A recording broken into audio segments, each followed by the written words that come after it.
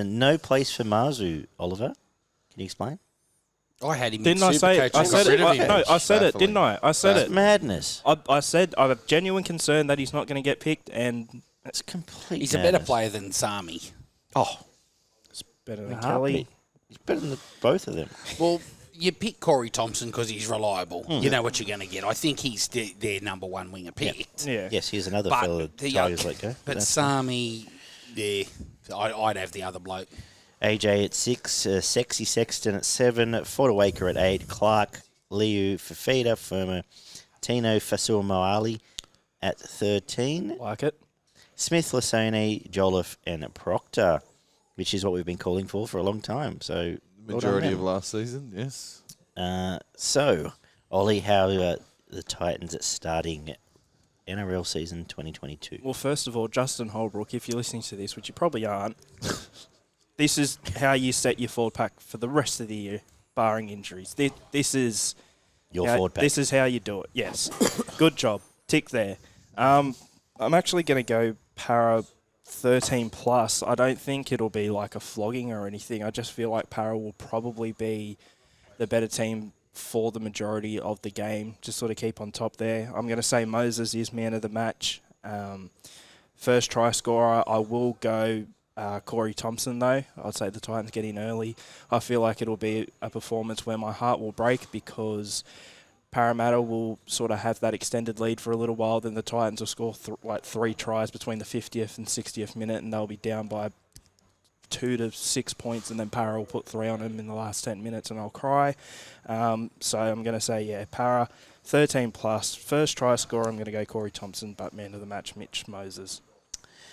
Para's going to win this game. I'm bullish on Para, and they're going to win this game. I hope Titans put in effort, but I think it might be 13 plus. I think there might be a blowout late. Looking forward to seeing how their spine do click. I'm going to say first try scorer will be Gutho. I'll stick with the King, and man of the match, Mitchell Moses. I think it's a pretty decent matchup in the forwards, to be honest. Great matchup in the forwards. But I do see Parramatta drawing in defenders out of the Titans and playing that short passing game with an offload in back to Reece Marnie, who gives a short ball to either Dylan Brown and Moses, who engage the line also, and then short pass, scores, tries scored in the centres or on the wing. And I can see a lot of them coming, to be honest. I think the Titans do have a few points in them, and I've only gone Parramatta 1 to 12.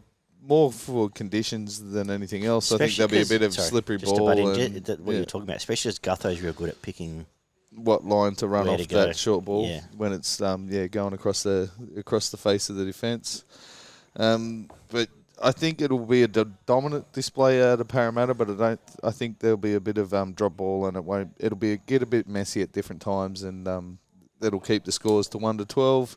I've gone with man of the match, Dylan Brown. I've been really impressed in the way he's injected himself into the team during the trials, and I think considering how poor he was in attack last year, he's got a point to prove, and I think he's going to come out and make it his mission for this one, and I've gone first try scorer, Gutherson. I think it's potentially the game of the round. I think the Titans got plenty of points in them. I think Parramatta do as well. The Titans, look, I've put them in that scraping into the 8. I think they need to improve their defence. However, they did leak a lot of points in a lot of games last year and scored a lot. So there was a lot of 36, 34s and 32, 30s and stuff like that. If Parramatta score 30 against them, they've no chance. I think that if Parramatta score 20 against them, they're probably no chance. Parramatta are a very good defensive side, and I think they'll probably win 1 to 12. The conditions, it's a Sydney game, not going to be great. Probably it is a good surface, but if there's any more rain, they're predicting some rain over the weekend, so I don't know that it'll be a big high-scoring game. I'm going to go Reed Barney, man of the match. I think if it's that type of game around the middle, he'll, have his forwards running off him, and he's a good service out of dummy half. He passes really well out of dummy half. And I'm going to go Will Penasini. I think it's, he hasn't played many games, but I think he's going to be a real star for Parramatta this year. I coached Will back in the day, and he was in the same team. He was in the yes, he is. Yeah, he was in the same team that I coach. not a bad team. It had Jacob Arthur in the team. It had Isaac Tago in the team. It had Joseph Suali in the team.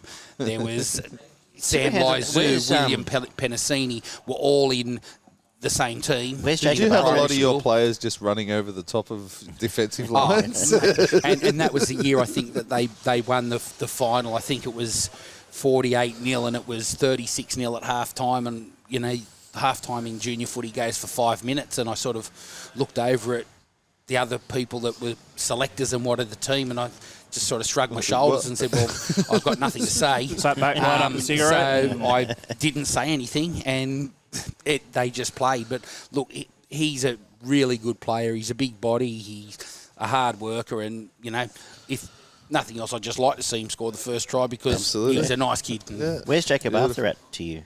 Having been through that. Apparently, Jake had a really good pre-season. That's what we've heard. That we've heard. I don't even know if at some point, if Para need to, they play Jake at 6 and Dylan Brown in the centres as a running thing to take some pressure off Dylan Brown and take some pressure off Mitchell Moses. That Jake's in there. He's got a kicking game. He's a good organiser.